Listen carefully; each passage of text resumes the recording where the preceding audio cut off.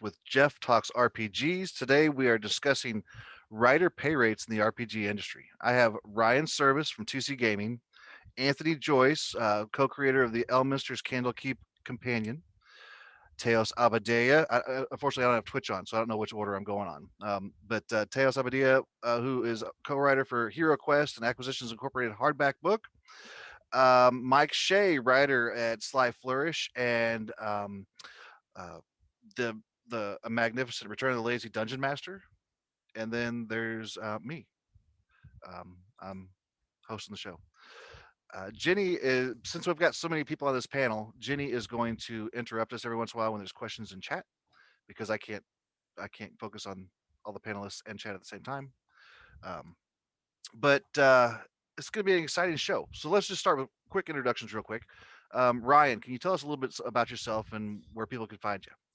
Yeah, so I'm Ryan Service. I work over at 2C Gaming as a lead writer. It's a company me and my friend John founded about 5 years ago, and I am now very lucky to be able to do this full time. We make lots of cool third-party stuff for 5th edition, and every year we keep making a little bit more. It's very exciting. Yeah, I think I missed you in the initial introduction too. I'm sorry about that, Ryan. No, it's all good. But you just had the Venture Maidens Kickstarter. Yeah, you saw the Venture Maidens Kickstarter that was run by Celeste, who is the second full-time writer we have been able to hire, which is the huge achievement for That us. is a huge achievement. Congratulations. We love hiring people full-time, and we hope that we can continue to do that because it's awesome and something I never thought I would ever be able to do. So right, I never thought I'd be doing this. Well, not just the show, but writing D&D adventures and creating third-party content. It's pretty cool. Anthony, how about you? Can you tell us a little bit about yourself? Yeah, hey everybody, I'm Anthony Joyce. You can find me on Twitter mainly at Thrawn589.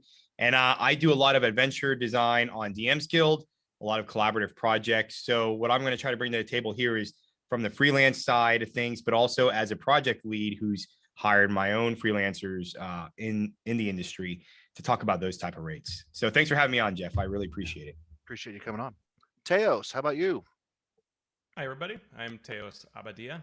You can find me at alphastream.org and on Twitter at alphastream. I have been working in the industry starting for the low rate of nothing for organized play because it was cool and fun. And then I've probably been paid as much as anyone on various projects, or pretty close. At least I polled some people and I've done okay by some regards. I've tried doing my own things, working for other people in various capacities. And my day job is not this sort of stuff. It's freelancing as a consultant. So I'm familiar with the freelance world from a perspective of a place where people actually get paid a lot. Awesome. Not Thanks, like Teos. the RPG world. Thanks for being on the show. And then Mike Shea. First, Mike, I have to say happy 32nd birthday to you. Hey, thank you. Yeah, it's been my 32nd birthday for 16 years now. Yep. But can you tell us a little bit about yourself?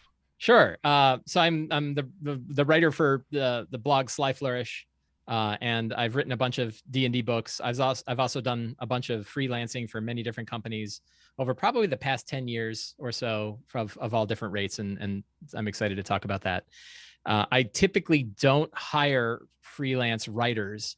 I did on occasion, I've helped some people out. So like there was an up and comer. I don't know if anybody heard of a James Intro Casso. That guy? Who? Yeah. Who? So James who? I wanted to help a dude out. Yeah. So I did some work with him, but typically I like the writing part. So I don't usually give up the writing part to other writers because I want to do that. But I have been hired for various projects as well. So yeah. So I'm excited to talk about all that. And I'm Jeff Stevens. And I've both developed and designed my own adventures for the DM's Guild, run a Kickstarter, and I also have been project lead for several projects that are published on the Dungeon Masters Guild. And so I've hired other writers, paid them a word rate, and have to say that initially that word rate was extremely low with my first collaboration project, which was Adventures in the Savage Frontier. That was when the Dungeon Masters Guild first started. Okay. And so you were seeing very little money because there wasn't the consumer base there. There weren't people buying the product. And so I paid everyone a penny a word, and that was low. but that was the budget at the time. I could not spend more than that at the time because I didn't know if I was going to make any money back. People were excited to be on the project. They made a little money. At that time, that was good money, and in the writing for the Dungeon Master Guild stuff. So, but since then, I'm making more money, and so I am paying more money to my writers. But I do believe that there are. Personally, I don't think there's any one rate that should be set for writers. Not every writer, I don't believe, is worth 25 cents a word or a certain amount per hour, because you've got different experiences within the industry. Someone who's just coming on may not know how to mechanically write certain aspects of adventure writing, and so you may have to go back and rewrite everything in there to make it flow correctly. They may also have to spend more time researching, which is where the hourly rate comes in. So I prefer to go a word rate myself, and that's how that works. So currently I'm between 3 cents and 11 cents per word, depending on the quality of the writing and the experience of the writer. Just because I can't, with the budgets in mind, I can't take the risk of having to spend additional money on editing and time involved in rewriting something from a novice writer. Does that make sense? Yeah. Yeah, I think. Yeah. So when I was thinking about this, I was thinking of something that Ryan Service said in another little channel where he and I chat from time to time. I'm hoping you said you were willing to reveal all the dark secrets. Yeah, you can shine a light on anything I've said. I'll say it, but it's your quote. That about, and so you had to think about how many, when you have a bunch of writers that are writing on a project, how many of them flake out on you, either by not turning anything in at all, or by turning in something that's clearly out of the specifications that you'd set. And I believe what you said is it was regardless of their experience level. Yeah.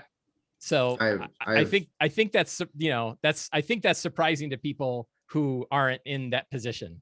They think that experienced writers don't flake, and they think that only new writers are the flaky ones. And the reality is that experience and flakiness are experience is not an indicator of flakiness. Yeah, and to add some context around that, when I'm talking about my experiences with working with freelance writers, I want people to understand that as a company, one of our primary goals is to work with freelance writers, not just to make our products better, but to cultivate talent so that we can hire people. Like, this is how we figure out who we want to work with, is by working with freelancers. So regardless of whether the experience is a complete nightmare or not, we're glad we took the risk, because we get to figure out, like, this is somebody we would go with, or this is somebody we wouldn't go with.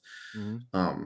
So it's not like I'm operating from a position of like, I hate freelancers and I don't want to work with them. I really do want to work with them, but the realities of working with them have consistently demonstrated that even when they're compensated well, when we're talking like 10 cents a word, plus my company provides, whenever we work with a freelancer, we provide them a style guide for our work, a style guide for 5th edition, which is superior to WotC's style guide. Like, we've gone through and improved it in every capacity to make it more comprehensive for writers. Constant on-call support from us whenever they need it. They're more than welcome to message us, and we routinely reiterate that point over and over and over, that if they need help on an assignment, we will not feel bad about that and will not knock them for doing that. And on top of that, access to all of our resources, all of our PDFs, all of our books, all of our material that they need in order to produce the thing, and a complete template, which includes the scope of all of their writing assignments in a general word count, and paragraph descriptions of what they're supposed to do. So our goal is to make freelance writers work as well as we possibly can. And even when we do all of that, we consistently have very, I shouldn't say negative experiences, but expensive experiences, where even when we're paying writers a lot, we're having to pay a lot more because essentially they weren't worth it. The cost benefit analysis is just not there. We cannot, on average, say that hiring a freelance writer is a cost-effective solution. Almost half the time, it's more effective to do it ourselves in terms of money. And I don't want that to be true. I want freelancers to be awesome and amazing, and we've had some amazing ones. But when people are talking about costs of freelancers, what they need to understand is, like, there's a lot of work that goes on the publisher and project management side to make freelancers work that doesn't just involve paying them a rate.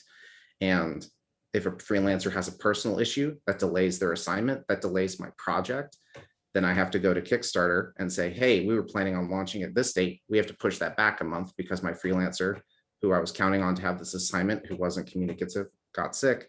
And now my company's thousands of dollars in the hole because of this one freelancer. And either I eat the hours unpaid to make up their assignment, or we just take the L and eat those thousands of dollars and delay our project. So that's for us. And we have a very specific business model. But I think what I'm trying to say is, like, there are a lot of ways this could become a major problem and a major risk for companies that are in the middle or smaller tier publishing that make paying them high word rates really risky. Not morally wrong, just very risky. And I suspect that some of this is it's a cyclical thing. It all feeds into itself, in that the writers are often doing this not as their full-time job. And at least in my experience, because I've had similar experiences when I've been a developer or an admin for organized play, half the adventures that we would recruit for would end up either flaking out, or we would redo their work heavily, and almost to where it's worth saying I wrote it, or one of us wrote it, because it was just that problematic. But other times it was wonderful, right? And so you win and lose. We were not paying them, which is different. So that was, that's a reason to flake out. And a lot of them were new, and so they would realize, oh wow, this is hard work. And I think the reality is, when you have an industry that's relying on this kind of labor, there are a lot of people who, even if they've done the work before, it's not like the day job, right? This is a supplemental activity. It's not paying a lot, and it's really easy to flake out. The cost of flaking out is pretty low, and so it almost encourages that, right? Whereas if someone's getting paid a lot, like when I talk to freelancers who are getting paid really well, the more they're getting paid, the more dedicated they are, the more time they set aside. The more they understand the project, the more dedicated they are, the more that they will focus on it. And the better that they are, the more they tend to deliver. For sure, my experience has been different in that I've seen the more experienced they are, the more I just knew they would deliver. Like, everybody who had written, say, more than 2 organized play adventures delivered on our projects. But anyone who was under that, then that's where it got. Yeah, that's what I've heard too about organized play, is a lot of the first timers don't realize how much work it is. And I've heard of some people bowing out because of that. Yeah. And that's go ahead. It is. So I got my start actually doing organized play through Adventures League. I started with the community content program when that was around. And then I got into non-Adventures League stuff. But I think it's dual. There's 2 kind of things going on here, right? When you're a freelancer and you're getting started, you realize, one, how much it takes, how much work. And for those who are watching, my real job, I'm an Army strategist. So I can tell you, the mental effort it takes for me to write an adventure and do it well is very, it's a very high level of intellectual requirement. Okay. It's a lot of work, especially compared to other things. So when the payout is so small, like some days I wonder, like, when I'm writing my own adventures, is it worth it? This adventure might sell 100 copies. Is it worth it? Like, I'm missing, time with my kids or my wife. I'm busy. I'm coming home after work and writing. Is it worth it? And I think this goes to the chicken or egg scenario. Like, when I've hired freelancers, and for myself personally, my rate has been 10 cents a word for writers. I'm fortunate enough to do that because of my day job. Okay, so I admit that. But in doing so, I have noticed that some of the same experience level doesn't really matter much, but people who are full-time freelancing or who have jobs and need to have supplemental income to make, the pay, like they're struggling to keep up with deadlines and go to the next project because projects don't pay enough. But if they did, they may have that breathing space. They wouldn't have to overload their creative calendar in order to either survive if they're doing that full time, or to supplement their income if they're doing it part time and still require that. So I think there is some chicken or egg scenario of, if we raised rates overall and we got to like a medium over the course of a year or 2, would we cultivate a crop of writers that would learn how to balance their, work life schedule and take on projects, not as a high frequency as they do now to make up that income. So that's kind of where I stand, chicken or egg, All right. Yeah, but then you also go ahead. Sorry. A couple of questions that you've gotten so far from chat. One to Ryan, is your style guide available online for review? And then for the group, how much of a freelance rate do you typically pay up front? So in answer to the question, no, our style guide is not available online at the moment. It is a resource we do want to eventually make available to people. The reason we aren't making it available right now is because we're including it as a resource package as a part of collaborating with other companies and writers to help produce their work. So that when we work with other people and we want to help them make their books and things like that, which is something my company does, we provide that special style guide that we spend a lot of time developing as this unique resource that you get as working with us. But it is something we actually do think it's worth releasing to the wider community because of how comprehensive and helpful it is. It includes things like the entire keyword list of all the rules, keywords in 5th edition and how they work and when to use them and stuff. But yeah, it's something I want to share with folks. But right now we're using it in specific business elements, so we can't quite share it yet. That's pretty cool. Regarding the payment up front, I don't pay anything up front. Yeah, so both when we've hired freelancers or when I've been a freelancer, I've almost always paid at the end of the project, the complete amount. I think the only difference is when I've hired artists, and it depends on the artist. Sometimes I'll pay half up front when I've seen a draft, when I've seen like the first full draft version.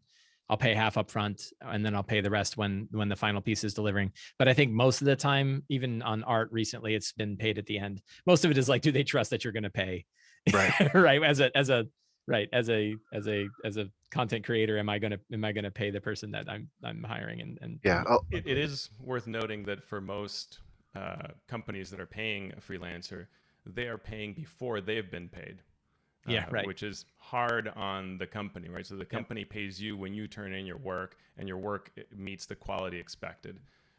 Now, what can vary greatly is some companies will ask you for lots of revisions, and they expect that to be part of the same pay. Yep. And that can be really tough. I've worked with some outfits that I love working with, but they will come back with really wild, new, different ideas, and it becomes more hours of work, and my words aren't going up. They're just moving around and changing or rewriting. But there are some companies out there that are starting to notice that and think about that. Like MCDM will pay you for rewrites. So if they ask you to rewrite a section, and that's 2,000 words that you rewrote, you get paid for those 2,000 words at their very good rate, which is really healthy. It covers the time I'm spending, right? Which is a big difference. It's interesting. I was just talking to James about it, and I'm like, I don't know how to charge for that. Right? Like this is the first time I've ever been offered revision paid for rewrites. And I'm basically like, unless I rewrote huge sections, I'm just not going to bill for that, right? Like if I'm not billing for editing, I'm billing for major rewrites. So yeah, but that's a really correct, interesting. It speaks to that.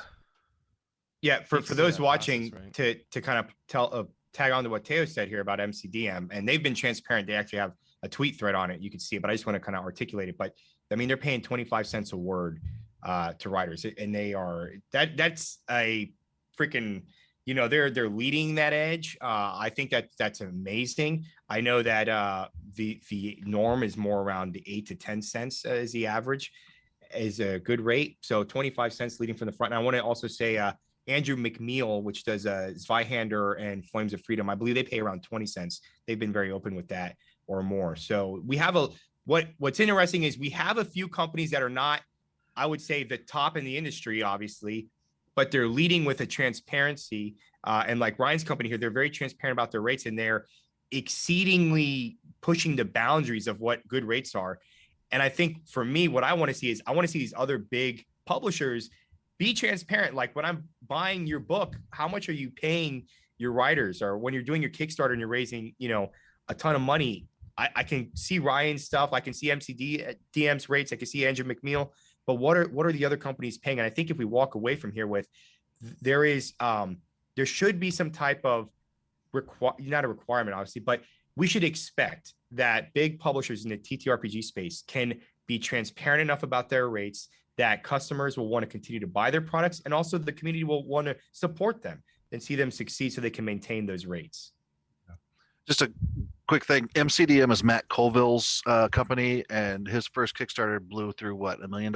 Yeah, close to a couple $1 million, I think. Yeah. So he's got the he's got the scratch to He's cover got the- 25 cents a word. Yeah.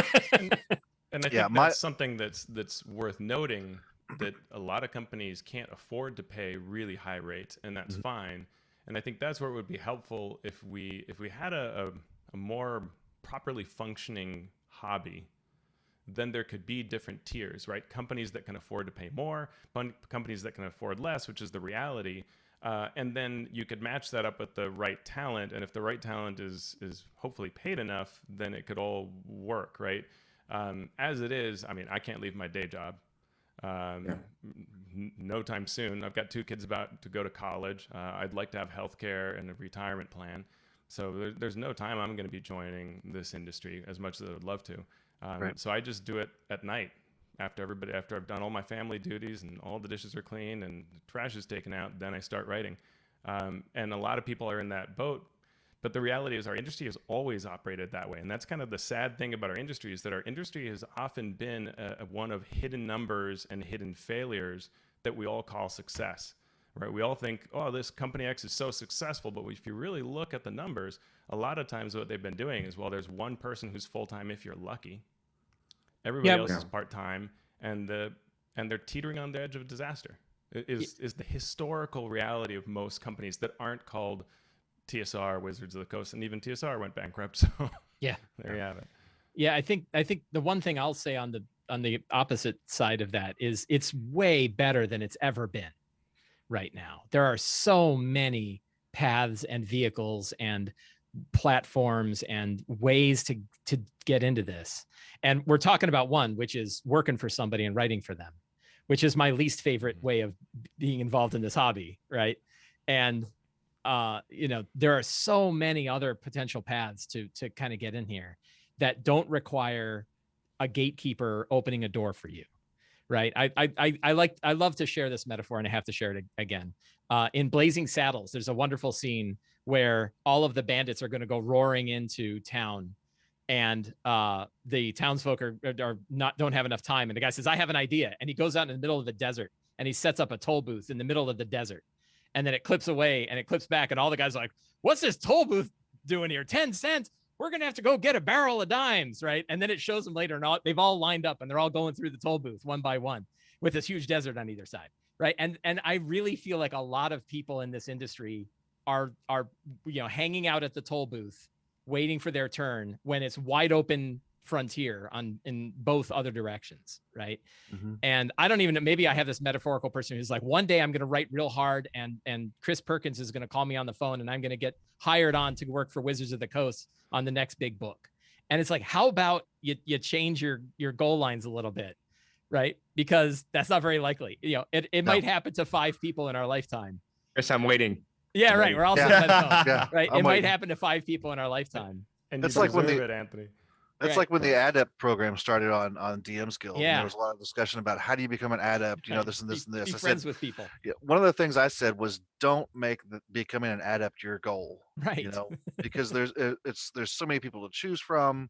You don't know what they're looking for. There's all kinds of reasons not to make that your goal. Just do you write what you want to write. And here's the other, somebody brought up in the chat here, we're all talking about MCDM and the fact that they have these great rates and the fact that they're paying for rewrites, and like, great, I'll send them my portfolio. It's like, no, they only do invite only. Right. And then it's like, so here's the company that offers these great rates to their freelancers, but they are cherry picking their freelancers. Sure. Well, and that's smart, right? They want you to work for someone because they else know they'll first. just be swarmed. They don't have time for a slush pile. Like, So- they'll have Something I 1,000 want to bring people. up in sort of building upon Anthony's comment about paying freelancers more and then getting higher quality content. One of our big concerns, and something we can statistically back up, is that there is an expertise or talent maelstrom where it's incredibly unclear from a publisher perspective how good of a manuscript you're going to get from the people you hire. And we're not trying to point fingers and say like people are misrepresenting their skill level. I think a lot of people are ignorant of their own talent. They don't understand how good or not good they are at writing. I don't know why that's the case, but I've had people who were very sure of themselves take on assignments that we were like, this is a difficult assignment. This will not be easy. And they bombed, like completely bombed. Like we're talking templates half finished, right? We're not talking like not very good. We're talking unfinished work, like could not finish it, difficulty, which is incredibly troubling because no amount of money we paid them would have given them the skills they need to complete that assignment, right? They cannot become talented enough to complete that assignment in the window of time they need to do it. Becoming a WotC level writer for most people takes years, like a college level expertise in writing, specifically in game design or some measure of those two things. And there are people who can do that on their own without any major level of education, but predominantly our experience in this industry has been, if you've just been a hobbyist up till this point and publishing your own homebrew stuff and not ever really getting a chance to crack or cut your teeth on something serious, and I'm paying you 10 cents a word, that is a massive gamble on my part, right? Massive. To connect kind of what Mike was talking about earlier, Ryan, to what you just said, and to what Jeff said earlier, given the new environment we're in where like DMs Guild exists or Drive-Thru RPG, and for example, someone like me, I'll speak on my own experience where I self-published several adventures. I mainly published my own stuff before I ever freelanced, and I've only freelanced, I think, on like 2 things. But I can show you as a publisher, look at the nuts and bolts of what I made. Does that help you? Does that new environment or new ability for people to create entire products give you an insight into their skill set versus before? If I was on a major TTRPG book, my name would not be in the section I wrote. I would just maybe be attached to the book. Yeah, I mean, I think it depends on what they wrote. Like one of the things that generally speaking does not give a good indicator of quality is like anthologies. Like if you did, here's my 200 monsters. Okay.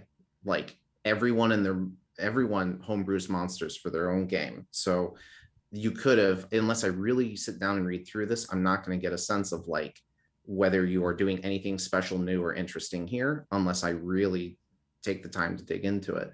Sometimes when people show me something and it's like, this is a really new and interesting idea, and they can explain the game design elements behind it, like why they think this is particularly fun or better than how other people are doing it, I'm much more sold on that. But I think a lot of times people have a hard time making that case, partly because I think it's a game, it's art, it's hard to come out with a strong position on why you think your stuff is so great.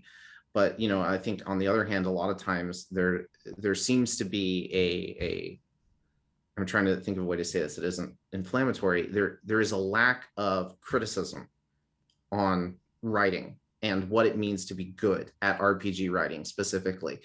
It feels like a lot of criticism is treated very hostilely, even when it's not toxic, like when there's no personal attacks associated with it, when it's like, this writing has issues, right? This writing does not fit the style of 5th edition. It has situational micro bonuses, which we do not do, right? And therefore it is an inappropriate design for 5th edition. People are like, well, at my table, this is fine. It's like, look, some people like Monopoly. Like at your table, it could be one of those things, but that doesn't mean from a publishing standpoint that your design is good, because you have to think about, on the average table, how does this look? And on some level, we have to make a decision as to like, what is the right and wrong way to do this while allowing some latitude for innovation, but a direction has to be picked. Yeah. And it feels like oftentimes there's a hesitancy to do that. And it makes assessing writers really, really hard because no one's willing to dig into something and be critical about it. I can't find reviews on people's work very easily at all. Yeah, that's something as a new writer that I had a lot of issues with, was people, critiquing my work because I thought it was good. Now I want to hear it. I'm like, I don't write good. Let me know, tell me. I'm more open to criticism now. Yeah, I'm lucky that my dad was a freelance writer, wrote novels, and dealt with editors. So your editor is always right was sort of ingrained into me early, and I never really had trouble with criticism. But I did have a couple of times where I wrote for I think it was for Wizards of the Coast, and then again I think when I was writing for Pelgrane Press, and I think it was Rob Hainso who emailed me back and he said, "I've received your stuff. I'm happy to accept it as is and we can work with it, or I can work with you on some things, but I don't want to step on your toes too much. How do you feel about it? And I'm like, no, bring it. And he's like, boom, here's the red. And I was like, oh, this is great. And he made me a far better writer with the edits that he gave me than if he had just accepted it and changed it and published it. I was going to speak to that, in that I think that one of the problems that Ryan is seeing in other companies is that there isn't a reliable feedback loop for writers other than just excessive amounts of time and exposure, right? Like, I've been writing for a really long time, and that's been very helpful because I've written a lot of things in a lot of different ways. And over the time, some of those projects gave me great feedback, like somebody like Rob Hainsu, who is amazing. If you get feedback from Rob, or Kim Mohan or any of these folks, you are slowly but surely pointed in the right direction of better writing. And as Ryan said, if you went to college and took a bunch of writing courses, if you did writing in your previous work, right? If you had, like, I had to write policy memos and things like that, and consulting reports, and then I've written a lot of words for different things. That all adds up and helps. At the same time, I've met some people who are brand new, have no writing experience, and somehow it's like, there they are, and they're just better than me. And I go, how? I don't know why. But, so there are those people who can do it. And there's not a lot of feedback in there. And I'm sure that makes it just a mess for companies to deal with. Yeah. Yep. Again, can we talk about one thing, if I can kind of push a little on the subject of freelancers, because this is something that matters to me a lot, is that I feel like in our industry, a lot of people come in as hobbyists and are just excited to be a part of it, right? They want to write for the game that they love. And they hear other people's successes, so they're energized and just assume it all works. And even when I meet people who I would say I feel like they're getting established, let's say getting established, and I say to them things like, oh, you're telling me that was real successful. How long did you spend on that? Oh, I don't track my time. Okay, so do you know whether that's making you money? I don't know. I haven't really run the numbers. And there's a lot of this that I think we do a disservice to ourselves in this industry, because there are only some people that are like Ryan and Mike and Anthony and Jeff that I know look at this sort of stuff and run the numbers and self-assess. And I feel like we don't teach that enough, right? To think about the reality of this industry and what you must do to be successful in it. Because otherwise you end up on what we're seeing, which is as people reach a certain older age, they kick in their retirement and savings plan called GoFundMe. Yeah. Right? This part of my body gave out. If you liked that ancient adventure I wrote 5 years ago, please help me with my so-and-so transplant. I mean, that is what most people are doing, right? Like, and it's atrocious. Most?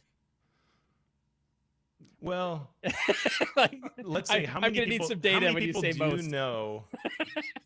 I know you need data, Mike. Mike always needs data. Say but many. If you say many, I'm good. If think you say most, it's a fine. statistic. There are many. There you go. There are not many people that are showing me as a few do. There are only very, very tiny amount that say, hey, look at my cool mansion, or look at my nice No, home. yeah, you're right. No one's getting rich. Yeah, and the state of healthcare in this there are a industry couple, but- blows. Yeah, I'm with you on all these.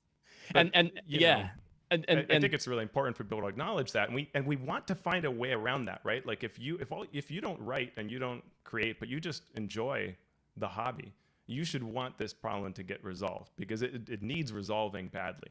Because people come in and think I can make a living, and then they're offered these really low rates, and then the only answer is, well, I should hustle harder, and that's not how it works. It doesn't work by just hustling harder. If at all you think that the answer is, take 3 times as many gigs, like that's not going to pan out.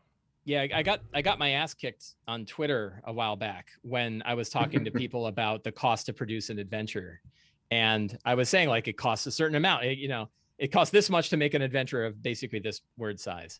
And they were like, no, I did it and it was free. And I'm like, did it spontaneously erupt on your desk?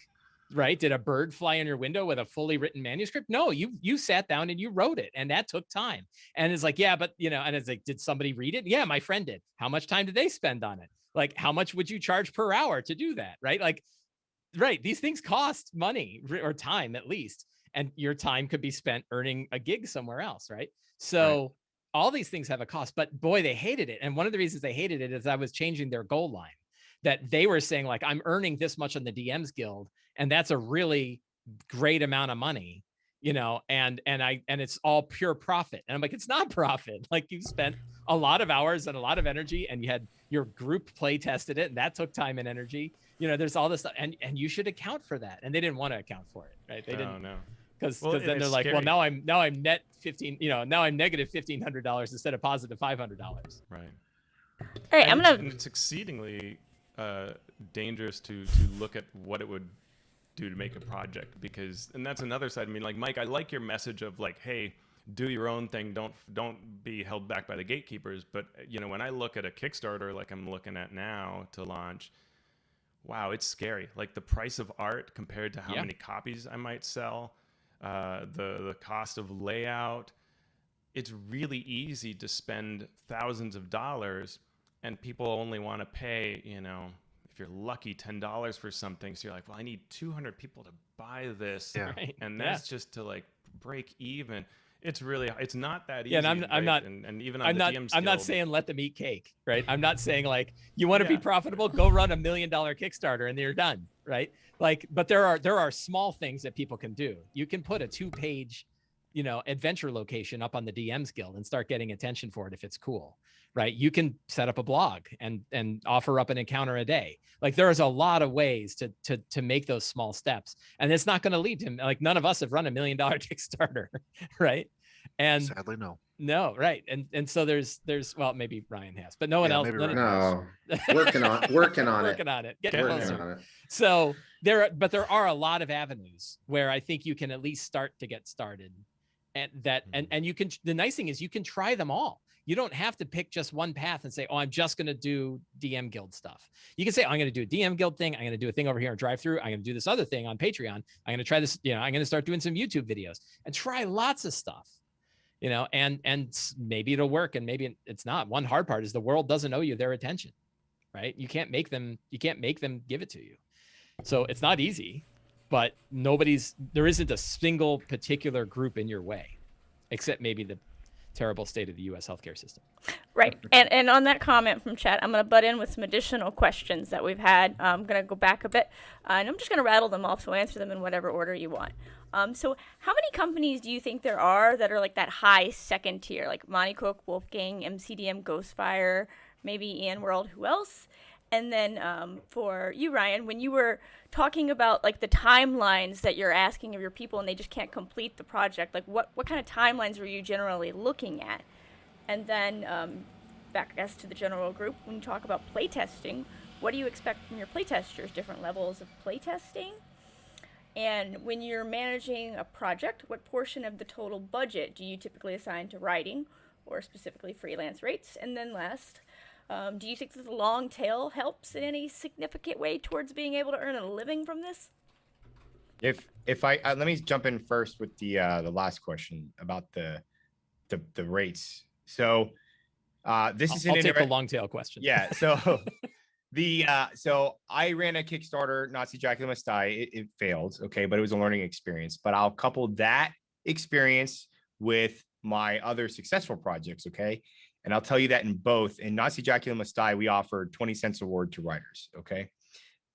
The amount of budget for writing and editing combined was less than a quarter of the project, okay? On my other projects where my rates on the DMs Guild are 10 cents a word for writing and about 5 cents a word for editing, those again were probably some of the smaller portions of the project. So the takeaway here is, in my experience in both the Kickstarter, and I don't think it failed because the writing pay was high, it failed for other reasons, but on the successful ones, even in DMs Guild, they succeed and I earn money on them at those rates, even losing 50% of my royalties off the top to DMs Guild.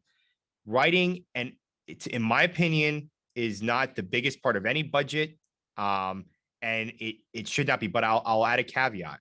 When we raise writers' rates, I'm also raising the rates of editors, graphic designers, artists, and project managers. So for a publisher like Ryan, I'll sympathize, and I want the audience to kind of understand that when you say I'm increasing a writer's rate to 10 cents, that means that other rates are raising across the board. So the project costs and overhead is going to bloat.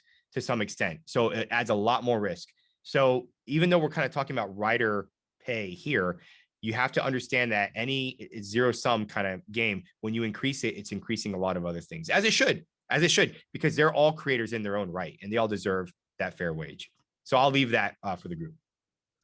Well, real quick on that, I just forgot what I was going to say. I'll jump in on the Go long ahead. tail Go question.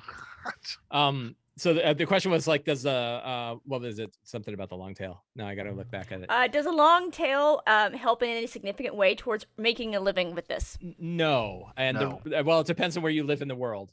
For me, and I can't speak for everybody in the world, but I'm pretty sure it's a common problem for a lot of people. Number one problem for me is healthcare, right? Having good access to healthcare, good quality access to healthcare in the U.S. sucks, and getting that sucks, and having, so it takes a tremendous amount of money where you could afford healthcare that isn't ACA or something else like it. And then you don't know what that's going to be like when you get older. That's my problem, right? I don't know what that cost is going to be 15 years from now. So how can I possibly budget for it and plan for it? So I'm going to stick with the job that offers me good healthcare, for that like the time. That said, the long tail helps significantly. And this is where I bang my drum on write for yourself, because you can earn money on things that you did years ago and continue to earn money on things you did years ago. I was really lucky to get in. So I wrote only 2 adventures to the Adventurers Guild for the Adventurers League, but I did them right at the point where they were starting to put them on the DMs Guild. So I both got paid to write it and then got royalties on it based on the DM Guild thing. Now, I think, at that point they were saying like you only get DM Guild money, but it was also early on. So it continued to make money all that time. And I wrote them years ago, and they're still, it's not job quitting money, but it's enough that I don't have to buy anything on the DMs Guild, right? It's covering, it's covering my costs. Adventures? Are those the official DDAL adventures? Yeah, they were official DDAL, not Those not continue to CCC. sell well throughout the Right. seasons. And that was just luck, right? The 2 of those that I wrote, one of them was heavy on words, so the word rate comes out to 10 cents a word. The other one was lighter on words and has made more sales, and it's 25 cents a word. Yeah. If I break it down hourly by the time I spent, because I track my time on these things, my work on the Howling Void adventure is $33.70 an hour, and my work on the artifact is $63.85 an hour. So it's quite good, and if I could churn a bunch of these out, that would be wonderful. But I haven't gotten an AL adventure since then, so yeah, right. And yeah, like for me, it's store credit, right? It's the equivalent of like, well, I could buy other people's stuff with the money I get there. I haven't tracked it like that, but I don't think I've ever taken the money out because it's never been high enough to worry about it. But the nice thing though is I wrote it years ago, right? So then if you stack up and you look at all of the things that you've written years ago, that long tail can matter. And the other one is the ability to put it in different places. The ability, which you can't do with the DMs Guild. It's one of the reasons I'm not a huge fan of the DMs Guild, is if you decide, it would be cool, an audiobook. I want to try an audiobook of this. Well, you can't do that, right? Maybe I could put it up on Amazon and sell it like as an EPUB, or sell it as an ebook on Amazon. Nope, can't do it. So, but if you keep it outside and you do it on DMs, or you do it on Drive-Thru-RPG, these other places, you have 50 different ways you could try to make a couple of bucks, and that gets into that long tail, right? And then hopefully you have the one big hit, right? You have one thing, and I don't think you could predict it ahead of time, that actually gets significant sales for a long period of time. And so that long tail can really help, and it beats the hell out of 10 cents a word, right? Yeah. It can be way better, because what if that hit thing was the thing you got paid 10 cents a word for? Someone else is now making the long tail on it. I will say, when we were getting ready for the show, I asked folks on Twitter what their best rate and worst rate was. And a common number for the low rate was 3 cents a word. The lowest that was shared with me was half a cent a word, which I have had lower than that offered to me. I had a company that's well-known not zero? that offered me. Yeah. Well, so then there were some people that said like I lost money, or it was sort of a special arrangement. The highest tended to be around 10 cents a word, though the highest was by the same person that had the lowest. They had also been paid 30 cents a word on a project. And then there were some people with special arrangements, and this is what made me think about it when you said this, is that there are some people that said, I got offered royalties, it didn't make any money, so I got nothing. Right. right? Yeah. And that's the problem with royalties, is that it usually, when we're not talking about the DMs Guild, we're talking about real typical companies, it's after they account for all the costs they have. And so if they spend, you know, 10,000 on art and layout and everything else and promotion and all that, and it doesn't make 10,000 in sales, you won't get anything. And there have been some good articles by companies like Pelgrane Press who've said, you know, we've offered royalties in the past. You're actually better off with our bad word rate I would because agree. we only move but so many units. And so it depends, right? On that, Teos, let me add something here on that royalty word rate thing, because this is actually coming from James Introcaso gave me this advice, and I followed it on one of my projects on Darkhold, actually, which did really well, platinum bestseller. But for some of the writers, again, I was very stuck on, I want to pay my writers 10 cents a word. And on this specific project, we brought in a bunch of writers, and I didn't have the money up front to pay that rate, right? But I kind of needed to get the project moving, as Ryan knows, with timelines and whatnot. So I offered 5 cents a word plus royalties at a certain percentage that if we hit platinum, because I was pretty confident we would, it would equal 10 cents a word. And I added a caveat in there. I said, by 3 months, we have not hit platinum, I will pay you the difference to make sure you get the 10-cent rate. I think that compromise was really good, because from the publishing side, or the project lead in that circumstance, I did not have to take on the high rate right away myself. It gave me some flexibility. I could bring on a few extra writers at the 5 cent rate. Again, I had to be confident my product was going to sell to make that guarantee that I would pay them the 10-cent rate if they didn't hit 10 cents with the royalties by 3 months. But you can see how that gives some flex. So there are some creative ways to kind of get around the word rate and fun things that can help both the writer and also the publisher or the project lead. So it's something to consider.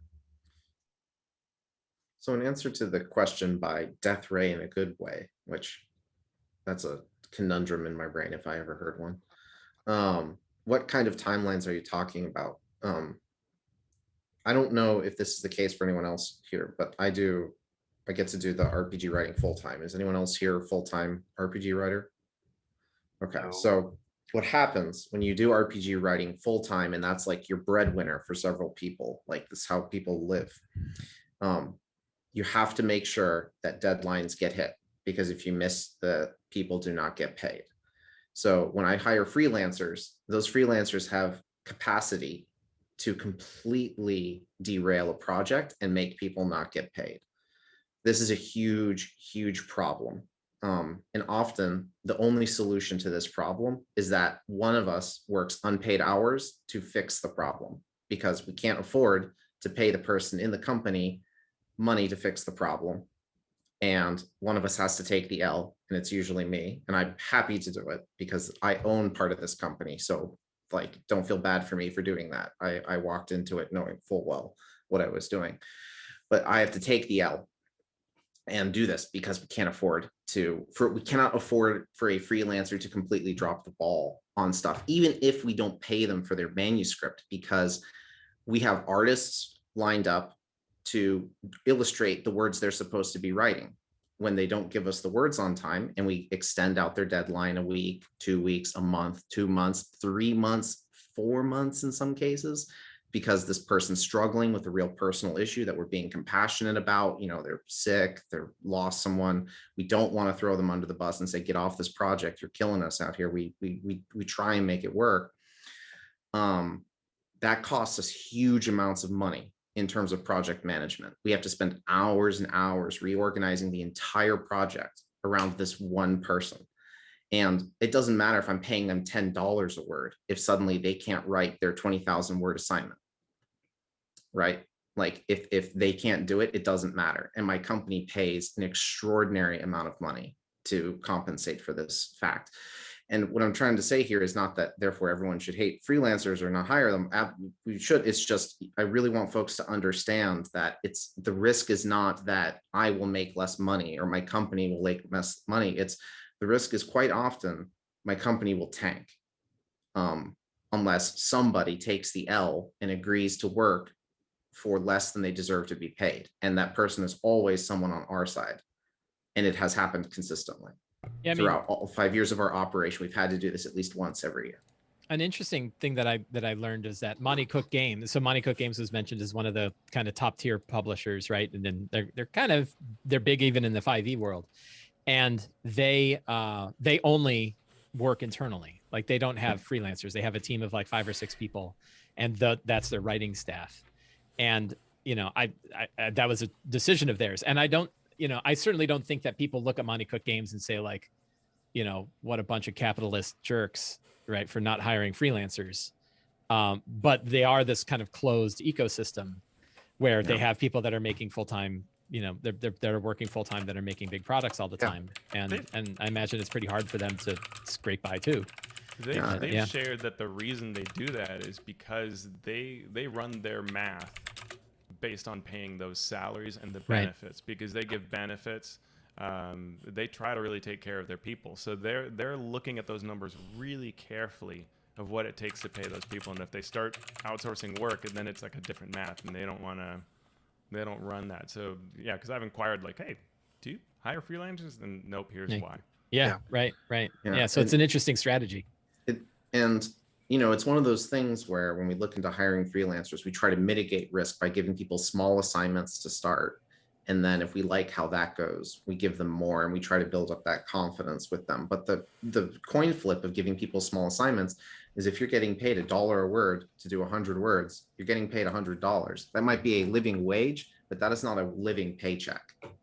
Right. Like that, like, yes, the wage rate is, I'll do that once in 10 years. Right. But if, if I'm paying you 5 cents a word and I can give you a 10,000 word assignment, or, or I give you 1,000 word assignment at 10 cents a word, right, and hire more people, you will get a lot out of doing that 10,000 word assignment. You will become a much more talented writer, especially if you are inexperienced, by doing that 10,000 word assignment.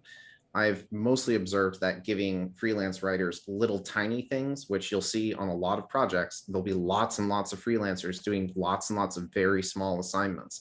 Now, they might be getting paid a fair rate, but they're not getting paid a living paycheck, right? And there is a big difference in that. And one of the things we would love to do is to do both, but it's much easier to mitigate risk and invest in freelancers if we start smaller and build them up. Yeah, and that ties into that question that came up of how much time people spend looking for work as a freelancer. Yeah. And that's a really tough question, because when you start out, you literally have no idea who to turn to for work. Yeah. Nobody is really saying, I'm hiring. I have no one banging at my door to offer me a job. No, right. I'd say my answer of how much time I've spent is 0. I started writing for myself, and then everybody has come to me. Right. And, I know that that's not necessarily a path I can tell everybody to take. Like, that's the path you ought to do. Yeah. But I don't know that path is dead now. That's either. And that's interesting, because most industries don't operate that way, that there's sort of nowhere to go to for work. But that is the truth. Like, don't bother trying to contact someone at Wizards to give you freelance work. It will not happen. I mean, how long? When you how ask many? What the path is, how many best-selling products did MT Black have to write before the Guild Adept program was like, "Hey, do you want to join us?" And then until Wizards of the Coast was like, "Hey, you want to write for one of our books?" He had to write like hundreds, like literally hundreds of products that were all like top-page products. He's in AI though. He's like an artificial intelligence. Yeah, there's like 3 in it, right? Yeah, it's actually great. Rob Schwab. Real quick, I think it's a group called Darkside in Russia, right? That's actually generating MT Black products. Yeah. We're running out a little bit of time. Something I did want to mention or just kind of touch on here is the hourly rate versus the word rate or a project rate. I'm more inclined to offer a project rate. So I need this, I have this amount to give you, or I'll pay you this amount per word. So it's whichever is higher in the end. If they write 500 words and it's less than 10 cents a word and I pay them $60, cool. They're working within the project rate that I've established. If it's a little bit higher than that, that's all right too. I can pay them a little more for the extra words. An hourly rate I don't like, because you've got individuals who may spend, you've got your quality experienced individuals who may spend 3 hours writing a project, where someone else, a novice, may spend 11 hours writing that project. So you're actually paying the more experienced person less than you would be paying the novice. So I like, and then we've got a question that was sent to also that we're going to hit on too. What are each of your best tips and ones per guest? My best tip is um, figure out what rate you will write for and go with that. Um, if it's you can accept less if you want to. Don't write for exposure. Your name will hardly ever get noticed in other products. But yeah, figure out what is good for you to write for. 3 cents a word for me doesn't cut it for what I can do with that time to write my own adventures and put them on the Dungeon Masters Guild. If it's a good project, if it's a charity project or stuff like that, I'm going to write for it.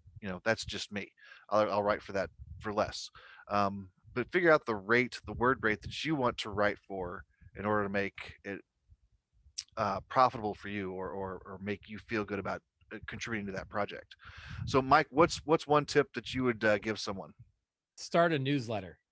Ah, It's the one thing I wish I had done like 15 years ago, and I've now got a lot of information and a lot of data from a pretty wide group of people on the ability to use a newsletter to bring your audience to products that you're making, and it's 20 times more beneficial than Twitter per impression. It takes 20 impressions on Twitter to get the same attention to a product that one email does. yeah. And Twitter I know email, like we all hate email, and email is like the lamest social network on the planet. It's also completely ubiquitous. And I not only, this isn't just my data, I've seen data across the board that show how valuable a newsletter can be. So start one up, get people to it, and use that as your marketing platform. And don't spam people. No. Well, yeah, they're all this isn't spam because they are volunteering to sign up. So then give them things that are valuable to them. Yes, absolutely. Teos, quick, what's your best Yep. tip? So you've got to love what you do, because if you're going to do a lot of it, it better be fun. Otherwise, why are you here? So really enjoy what you do. Track your time that you spend so you know how it's playing out for you. What else? I had another one. I don't know. Yeah, make sure you really enjoy it. There are too many people who are in this industry and not enjoying it.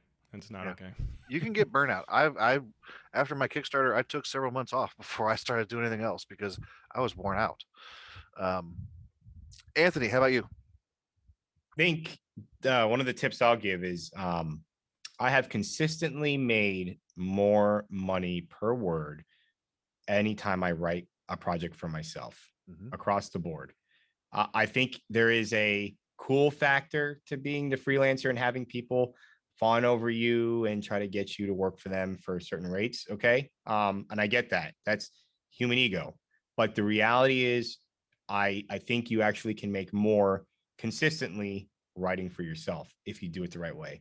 And so I'll piggyback on kind of what Sly's message has been before. Don't necessarily work for the man, work for yourself, because the tail of those royalties is just, I mean, hopefully my era of work is the first thing I ever wrote is selling 5 years from now. And you can't put a, cents per word on that. That'll be maybe $1 by that time. Ryan, tip? Yeah, so my tip is listen to what these guys are saying and take it seriously, because they know what they're talking about. And if they're open to it, ask them questions. Seriously, I cannot tell you the number of projects I see where people just go in guns blazing and they have no idea what they're doing, and they end up losing money or not making money or paying in gallons of sweat equity. And the knowledge to help you succeed is there. Good advice is there, especially, we get hopefully more conversations like this happen that are helpful to people. But you can always come and find me in my company Discord server and give me your opinion. And if you disagreed with anything I said tonight, that's great. I'm glad that people disagree and have discussions about this, because my experience is just that, my experience. And if you can prove me wrong and show me that I can be paying people 20 cents a word and be making more money, I will hire you. Like, if you could show me how to do that. And those, so if you've got the skills, the talent, the knowledge, the expertise to make these industry changes happen, and you can show me beyond like, some words on paper, like, this is a thing, do it. Like, I will be happy to hire you and pay you the difference. And we touched on a lot of things here. I think we could touch on even more. So I would probably like to have this cast on this group again, to go in a little bit further. I mean, I just enjoy hearing everybody talk and discuss this topic. But we are unfortunately running out of time. Really quick, Ryan, could you tell us where people could reach you, and just one more quick say goodbye? Yeah, you can find me over at 2C Gaming. On there, you can find a link to our Discord channel, or if you want to ask me questions or chat with me, you're certainly welcome to do so. And you're welcome to message us either via email or however. And I hope this was helpful. Cool. Anthony. Hey, you can find me on Twitter at Thrawn589. Jeff, thanks for putting this together. I think that the takeaway is this discussion should continue across the industry. And we may not have the answers, but together we can maybe come with some good solutions. So keep the discussion going. Mike. So go to slyflourish.com and sign up for my newsletter. Very good. And Teos. You can go to alphastream.org and sign up for my newsletter after you sign up for Mike's, and you will get the news of the Kickstarter that I'm going to launch soon of an adventure I wrote with my son. Awesome. That should be one of the next shows. I think maybe we could have you and Ryan on and we can talk about Kickstarter stuff like that again.